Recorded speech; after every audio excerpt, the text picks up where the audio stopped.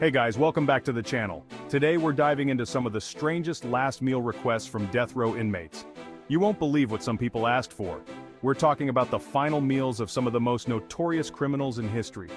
From buckets of fried chicken to single olives, these requests range from the bizarre to the oddly specific.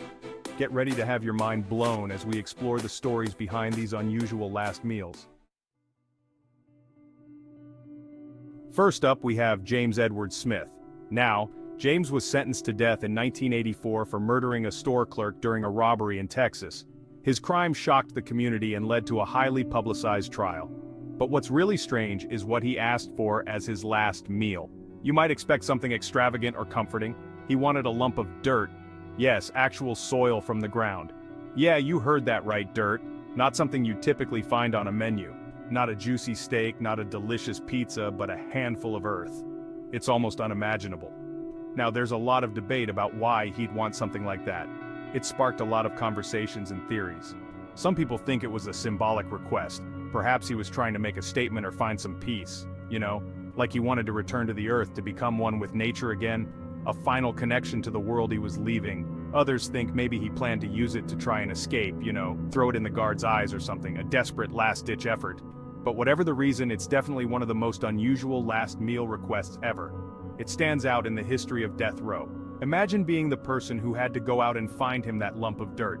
Can you imagine the conversation? Hey, I need some dirt for a prisoner's last meal. Hey, can you grab me a burger, some fries, and oh yeah, a side of dirt please? Wild, right? It's a request that leaves you scratching your head and wondering about the human mind. Next, we've got Victor Feguer, convicted of kidnapping and murder in 1960. His last meal request was also pretty strange, but in a different way. He asked for a single olive with the pit still in it. Just one olive. Not even a whole bowl, just one. Now, that might seem like a really weird request, right? But there's actually a theory behind it. See, olives are a symbol of peace and purity in some cultures, and the pit, well, some people believe that planting a pit symbolizes new life, a fresh start. So, was Victor trying to send a message of peace and hope for the future, even in the face of his own death? Or was it just a simple craving for a salty snack? We may never know for sure, but it definitely makes you think, right? Alright, let's talk about Ronnie Lee Gardner. This guy was sentenced to death in Utah for robbery and murder. But unlike our previous two entries, Ronnie decided to go all out for his last meal. He requested a feast fit for a king.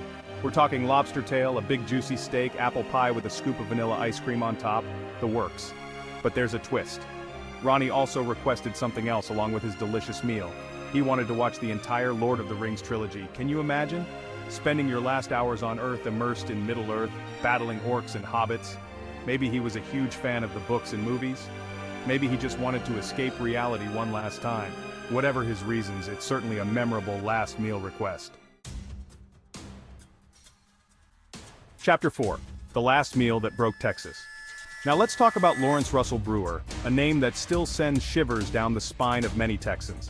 This guy was convicted of a horrific hate crime in Texas, a crime so brutal it shocked the entire nation. But what really added fuel to the fire was his last meal request.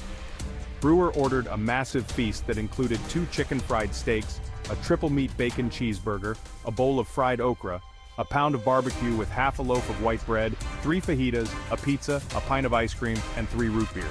Yeah, you heard that right. The dude ordered enough food to feed a small family. It was an extravagant spread that left everyone in disbelief. But here's the kicker, he didn't even touch any of it. He just sat there, looked at the spread, and then refused to eat. Not a single bite. This sparked outrage across the state, with many people feeling like he was mocking the system. It was seen as a final act of defiance, and you know what? Texas actually ended up abolishing last meal requests altogether after Brewer's stunt. No more special requests for those on death row. So, thanks a lot, Brewer. You ruined it for everyone. What was once a small comfort for the condemned is now a thing of the past, all because of one man's audacious act. Chapter 5. The Killer Clown's KFC Craving. Alright guys, let's talk about John Wayne Gacy, the infamous killer clown. This guy was convicted of murdering at least 33 young men and boys, and his crimes shocked the nation. His story is one of the most chilling in the annals of American crime history. But even with his horrific past, Gacy's last meal request was surprisingly normal. You'd think someone like him might have a bizarre or extravagant request, but no. He asked for a bucket of KFC fried chicken, fried shrimp, French fries, and a pound of strawberries. Quite the feast, right? Now, what's interesting about this is that Gacy had a connection to KFC. It wasn't just a random craving. Before his arrest, he actually managed several KFC restaurants. He was a successful businessman in his community, so maybe this was his way of revisiting a simpler time in his life. A time when he was just another face in the crowd, not the monster he became. A time before he became known as one of the most notorious serial killers in American history. It's almost as if he was trying to hold on to a piece of his former, more innocent self. Or maybe he just really loved KFC, who knows? It's one of those strange details that make you wonder about the complexities of human nature. But it's a strange juxtaposition, isn't it? The man who terrorized so many people finding comfort in a bucket of fried chicken. The contrast between his heinous acts and his mundane last meal is both unsettling and fascinating. It makes you think about the duality of human nature and how even the most monstrous individuals have their moments of normalcy. Chapter 6. A simple request for a complex crime. Next up we have Timothy McVeigh, the man responsible for the Oklahoma City bombing. This act of domestic terrorism shocked the world and left a scar on America's heart. But despite the gravity of his crimes, McVeigh's last meal request was surprisingly simple. 2 pints of mint chocolate chip ice cream. That's it. No elaborate feast, no symbolic requests, just 2 pints of ice cream. Some people believe this was McVeigh's way of trying to appear remorseful, to show that he wasn't a monster. Others believe he simply wanted to enjoy a final indulgence before facing his fate. Whatever the reason, the stark contrast between the horrific nature of his crimes and the simplicity of his last meal is chilling. Alright, let's talk about Ricky Ray Rector. This guy was convicted of murder in Arkansas, and his last meal request had a rather peculiar ending. Rector ordered a pretty hefty meal steak, fried chicken, cherry Kool-Aid, and a slice of pecan pie. All pretty standard last meal fare, right? But here's where it gets weird. Rector ate his meal, finished his drink, but then he left the pecan pie. And as he was being led away, he reportedly told the guards, "I'm saving this pecan pie for later." Saving it for later? Later when? He knew he was about to be executed. It's a chilling detail that adds another layer of mystery to this already strange story. Chapter 8. The Everything Platter of Last Meals.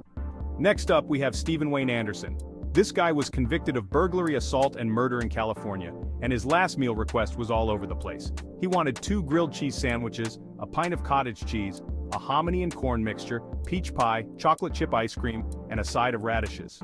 I mean, talk about variety. It's like he couldn't decide what he wanted, so he just ordered a little bit of everything. Maybe he was trying to savor every last bite, to experience as many different flavors as possible before his time was up. Or maybe he was just really, really hungry. Whatever the reason, it's certainly one of the more eclectic last meal requests on our list. Chapter 9. The KFC and Domino's Double Feature. Alright guys, buckle up for this one. Robert Alton Harris, convicted of murder in California, went all out for his last meal. We're talking epic proportions here. Harris ordered a 21-piece bucket of KFC chicken, 2 large Domino's pizzas, ice cream, a bag of jelly beans, a 6-pack of Pepsi, and a pack of Camel cigarettes. I mean, the dude was determined to go out with a bang.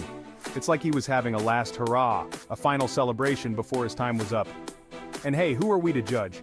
If you're going to have a last meal, you might as well make it a memorable one, right?